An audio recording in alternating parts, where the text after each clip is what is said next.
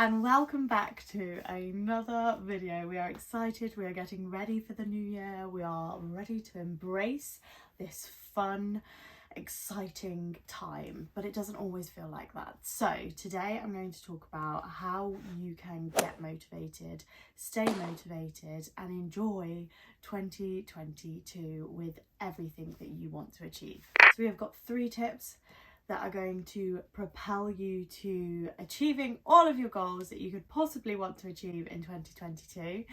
And let's just jump straight in. The first thing that you need to do is set goals with SATs. This is something that I have created with clients that I've worked with over time. It completely captures everything that you need to be able to achieve your goals. So what is a goal with SAS?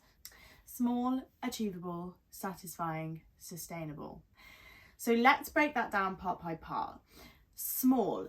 If you're thinking of this huge goal, often it can be, I want to lose a stone, or I want to exercise every 4 days of the week.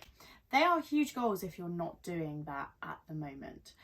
Now, losing weight is something that we'll talk about in another video and all of the reasons that you may have behind that, but it's a huge goal. It's a huge goal, especially if you've tried and failed so many times. Your brain is going, well, sister, we haven't achieved that before, so why would we achieve it now? And so why set yourself up to fail? Making sure that you've got small goals means that you're breaking it down into as many parts as necessary for you to be able to take that first step. A good example of this would be if you think about making a cup of tea. Good old British, we love a cuppa. If you think about making a cup of tea, it's not just making a cup of tea. There's boiling the kettle, there's getting the water in the kettle, there's getting the tea bag, there's getting sugar, there's getting milk, there's getting the teacup. There's so many different parts that you have to think about that are overlooked. And that's exactly the same with your goals going into a new year. For years, if I know you well enough, you would have set goals, followed them for a week, and then fallen off the wagon. Achievable. This is the next part. Is this goal something that you can actually do? Because if you can't do it, then, as I've said before, there's no point. You're going to prove to yourself time and time again. You've already got a heap of evidence that says, I don't achieve things. We want to change that for you going forward in 2022. So, finding something that is achievable for you, and this kind of plays into the small part, the first pointer. If you feel as though that step is not achievable to begin with, break it down smaller. So for example, if you're thinking of eating more fruit, and you've said, right, I need to eat 5 fruit and veg every day, but you're currently only eating 1 a week, that's too big a goal for you to start with. So break it down. Could you start with incorporating 1 more item of fruit into every other day, or twice a week? See how from going really, really far away to something that feels more manageable, you're more likely to actually achieve it. Satisfying. Is this going to challenge you enough? Is it going to push you just a little bit to say, do you know what? Well done, we did a good job there. Or is it going to be too easy for you and you don't feel like you're challenging yourself? It needs to be satisfying in that kind of sense that you've got a feeling of accomplishment when you actually do complete it. And the final part, sustainable. I want you to ask yourself right now, the goal that you've got in mind, am I happy doing this for the rest of my life? Am I happy doing this for the rest of my life? If you had to wake up at 6 a.m. every morning and go for a swim, would you be happy doing that for the rest of your life? Does that fit in with your life right now? I know that would not fit in with my life right now.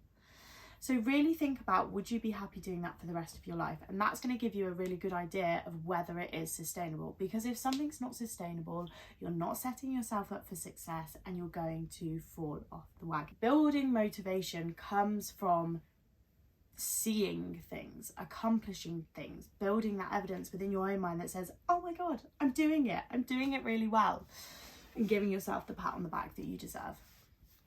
So that's the first part. Set those goals with S, okay? Small, achievable, satisfying, sustainable. The second part, focus on what you're doing well. We have this really clever thing in our brains where focus goes, energy flows. What you focus on builds more of it. When you're focusing on what you're not doing well or how you've not done what you said you were going to do, you're going to find more evidence for that in all different kinds of places. Stop. We are moving away from that and towards what we feel as though we've done well. And what I really want you to do with this is every single night write down, what have you achieved? Even if it's feels like the smallest thing, focus on what you're achieving, what you're doing, what you're succeeding at, rather than feeling frustrated and upset and overwhelmed with what you've not done.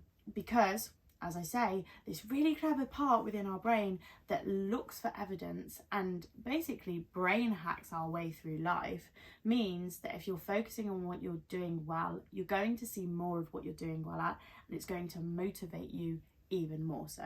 It's a win-win. Why wouldn't you want to do it? So focus on what you're doing well, and your little exercise from today is to write down every single day, starting from right now, what you've been doing well, what you've done well, what you've achieved, what you've accomplished. Finally, the final point, find support. It could be from friends, it could be from family. Make sure that they're on the same page as you. Make sure that they're not filling you with dread or overwhelm if they ask you how you're doing with that kind of goal that you're trying to achieve, because that's going to be not helpful. Or find a coach that has been there, done that, has lived that experience and is now living how you want to live, doing what you want to do, achieving the things as a daily ritual. Because there is so much power in being able to skip over the potholes that that person has experienced and be able to get that accountability for them. Speaking of coaching, I have got Break the Binge, a 30-day reset. Click the link below and it will give you all the information. So support is so important, whether it's friends, family, or a coach who has been there, done that, got the t-shirt and can guide you around the potholes so you don't have to go through trials and tribulations to get to where you want to get to. So they are my 3 tips. Set goals with SAS. Focus on the good, write it down every day, what you're doing, what you're achieving, and also find support. Break the Binge is open for enrollment. It's a 30-day reset where you go from yo-yo dieting to feeling in control around food, being able to enjoy your body and just live life effortlessly. So if you want more information for that, link is below. If you found this video helpful, please let me know in the comments and share it with someone who needs that motivation, who needs to start incorporating more kindness into their life, because this is helpful not only for you but for so many people around you. And hit subscribe if you're new here. I would love to have you following along because I have so much more information to share with you around motivation, breaking that binge cycle and feeling fabulous in your body. Thank you so much for watching.